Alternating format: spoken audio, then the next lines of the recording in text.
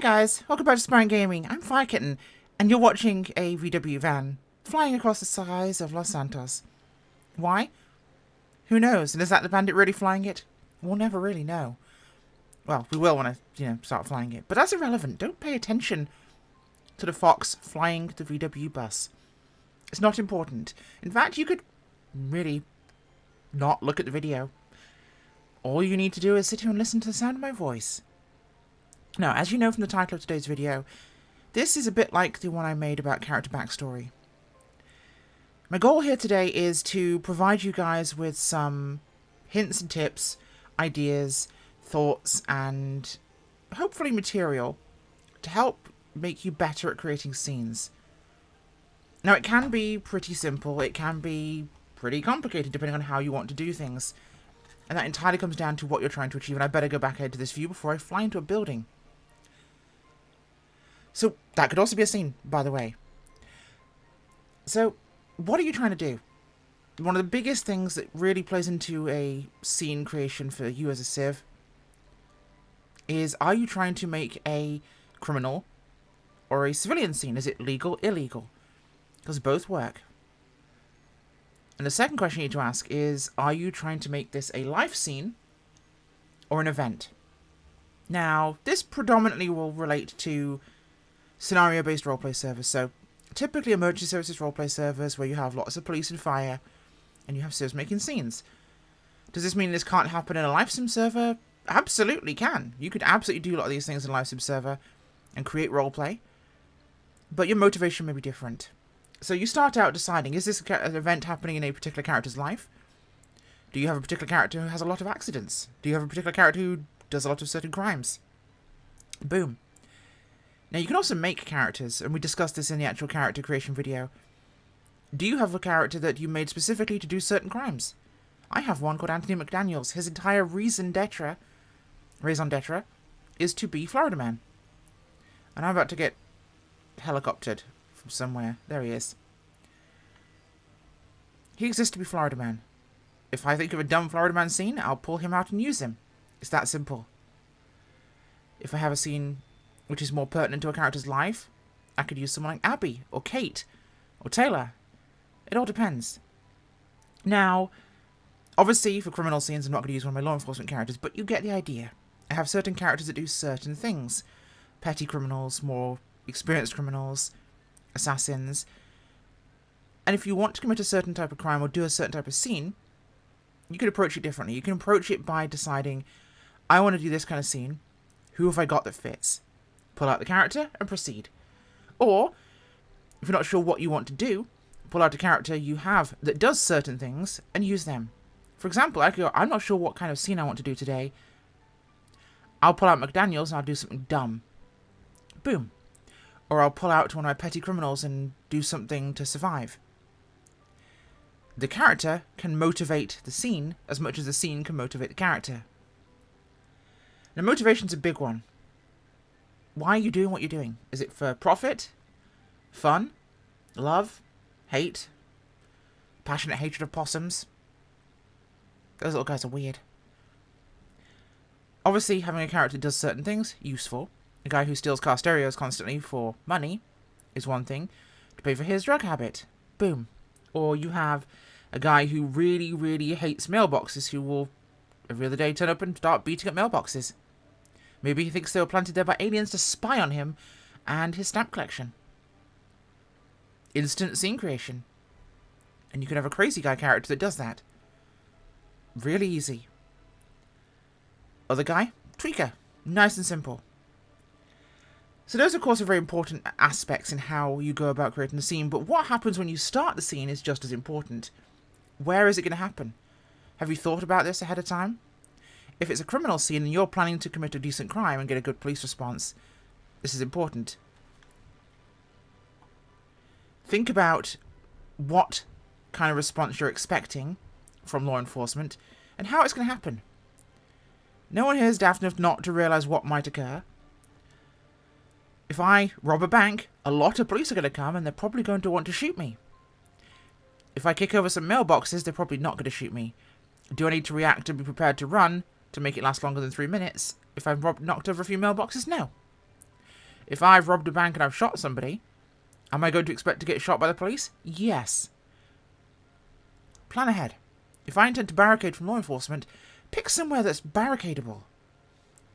Don't just go, I know, this generic house here that has 1 door or 14 doors is the perfect place. Or the barn down there in Grapeseed in front of us. Perfect place to barricade. There's more holes than there is in US defense policy. You can shoot you from anywhere. A bit like US defense policy. Is that a good place to barricade? No, not at all. Is the O'Neill farm over there? Yes. Much better. Still many doors. A lot to keep an eye on. But it's better than the other option. Think about cover. If I don't want to get shot instantly, I want to have a shootout with the cops.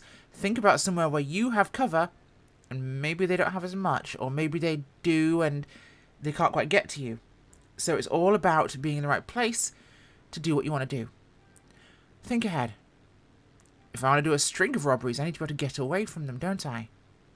So make sure you put your calls in after you leave, or just as you're leaving. Otherwise, they can get there too soon and ruin the plan. And that's another thing. Don't have a perfectly fixed plan for everything that will be screwed if it happens in a different order. Build flexibility into your scene. If I want to do a string of robberies and I only get 1 done or 2 done, not the end of the world. Maybe you planned to do more. Maybe it never happened the way you wanted. But it doesn't really matter. Way too often civs get very salty and upset because the scene they wanted to do didn't occur the way they wanted to. Yeah, it sucks, but adapt. Expect things to change, because when plans make first contact with the world, they will change. It is a fact of life. That response is another one of those. If I do something unintentionally that's going to threaten life, I'm going to get a bigger response than one if I intended to. Or, at least if I intended to affect life, I'll know it's coming. If you do something, think about whether or not it could be perceived as threatening life if you're barricaded, and whether that may change their response. Because it will. When something goes off that I didn't expect, or you don't expect, don't be an asshole. There's no need. The other people role-playing as fire or law enforcement want to have fun just as much as you do. And just because you screwed up, or you think they were too harsh, you may have done something to trigger it. Let's not forget that. Just because you did something, or they did something, it doesn't matter. You committed a crime, and you were going to get arrested. If that happened sooner than you wanted, or later, it doesn't matter. You were expected to get arrested or shot. So don't be an asshole to the cops afterwards. Because it just looks petty. And it ruins what could have been, on their side, a really fun scene. Guess what? You can do another. It's not the end of the world. I know I have several criminal characters that do bigger heists and crimes, and I'll use those for those things. I've got a couple that I'll use for repetitive things, that have more story to them. Yeah, so what? They get arrested at the end of the world. Not. It doesn't matter. Scenario-based versus life event. You can do both, and have both, and be perfectly happy. In fact, scenario-based characters, the ones that are more event-driven, a guy who does this, a guy who does that, a girl who does this, those can be really useful when you are short on ideas. So you've thought about the response, you've thought about the location, you've had the response. Make sure you have all your ducks in a row when it comes to evidence. That's very important. Evidence matters. If you are needing to answer questions about something, be able to do so. If you're in a pursuit and it's only you running and you have to answer overseas about something they're looking into or investigating, have someone available that can answer them for you. If you are doing a scene and they need to have evidence, even though you've been arrested now or you've been taken into custody and there's still information they're trying to gather, don't be a slow coach or don't be salty and take forever to answer. Just get it done. Because that way everyone's happy. And everyone gets to go home and do the next scene. Because that's what we all want to do. If a scene hasn't gone the way we wanted to, help them get it done. But giving them the information helps things get wrapped up nice and neatly. And yeah, it may not have been the way you planned. But that's okay. Because that change may have produced an outcome that you weren't looking forward to, or you weren't expecting, and that could be a new pathway forwards. Think about it. Your character only managed to rob 1 store rather than 5. Maybe going to jail changes their new path, makes them go down a different direction. Maybe they got to rob all 5 stores. Maybe now they could settle down somewhere else and try and have a normal life. Maybe their criminal past will catch up to them. Maybe something will come out later that gets them in trouble again and means they have to now run. Means they need quick money to go on the run. You can develop a lot of story aspects from one small event, especially if it's not gone the way you planned. Like I said with character creation and backstory.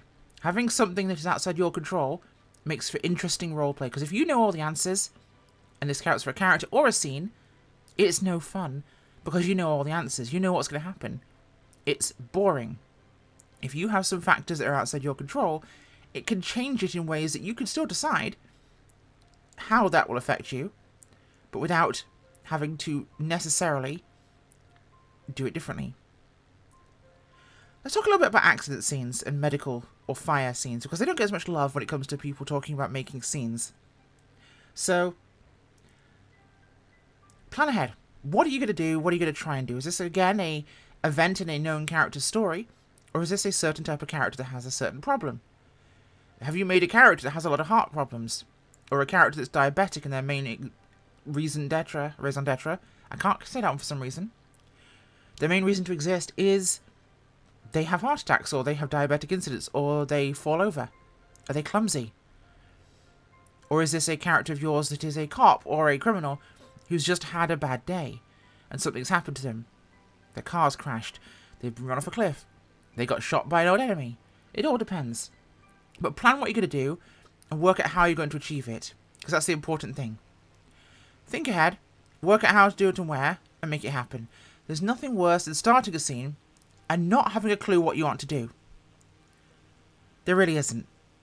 Because I've been on those scenes. When a civ has had a vague idea and started the scene straight away and gone, and then has no idea where to go from there because they didn't think ahead, it's a problem. Think about what sort of accident you've had. What injuries would you have? Have you crashed a car? You're possibly going to have broken bones. You'll have bruising. You could definitely experience bleeding, serious and minor. Have you been stabbed by some metal? Have you been crushed by something? Don't make every MVA an entrapment. You could have a spinal injury. That could change how they get you out of the vehicle. Are you bleeding urgently? Is it less severe? If you're going to have something like a heart attack, don't be trapped too. There is such a thing as too many factors at play. Entrapment and a cardiac event, major problem. Cardiac event, no entrapment, much more manageable, much more role-playable, and much more enjoyable for everyone. Just balance things out. When it comes to those injuries, do a little research. No one's expecting you to be a medical genius and know every answer to every question. Like, okay, what's my blood pressure going to be in this exact condition if I have a 2-centimeter gash to my left thigh that is non-arterial, it's a Thursday, and the outside air pressure is 987. Am I going to lose 3 centiliters of blood or 14? Irrelevant. Doesn't matter. Some medics may come to you going, oh, what's the SpO2 of this person doing this? Okay. So if they've struggled to breathe or had a difficulty breathing or some sort of issue in terms of smoke inhalation, their SpO2 will be down. Their blood oxygen level will be down. Below 94, kind of crappy. Functional, we're talking like 80s up. Okay, so 80 to 94 is depressed. They'll give you oxygen. Above 94, 95, 96, you're mostly fine. They might. You're okay. If there's no sort of breathing issues, just give it a 99. Never always 100, but let's give it a 99. When it comes to things like broken bones, have a think which bone it is. You can just say a leg, you can just say an arm. But if you want to have a bit more detail, just quickly Google bones in leg. Nice and easy. Hell, you can have more than one fracture. Not every fracture has to be a compound with it sticking out the skin. Could be transverse. Could just be a fracture. Nice and simple. If you have had a head injury, have you got a concussion? You could have a skull fracture too from that, although that's likely not to be found until you get to hospital, so kind of irrelevant. But you could roleplay being sluggish and not quite knowing where you are. Good concussion symptoms. You could even roleplay a concussion by having sudden sweating and or nausea. Those should be indicating signs to medics that you've got a concussion. Nice and easy. If you're doing a fire scene, think about, has the person inhaled smoke? Have they gotten any burns? You don't have to have burns to have a good fire scene victim. Most people die in fires without getting burned. Or at least, before they die. They usually succumb to the smoke.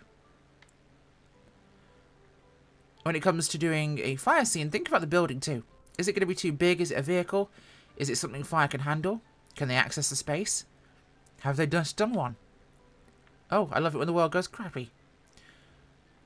Think about what you're trying to achieve, and then think about making it happen. It can be simple, and it's only ever as hard as you want it to be. But have a plan, have a reason, and make it simple. The rest of it, especially if you leave the ends open, criminal or civ, or fire, if you leave the ends open and leave what-if questions in your scene, you'll have a great roleplay experience because you're not expecting a certain outcome. If you plan everything to the 9th dimension,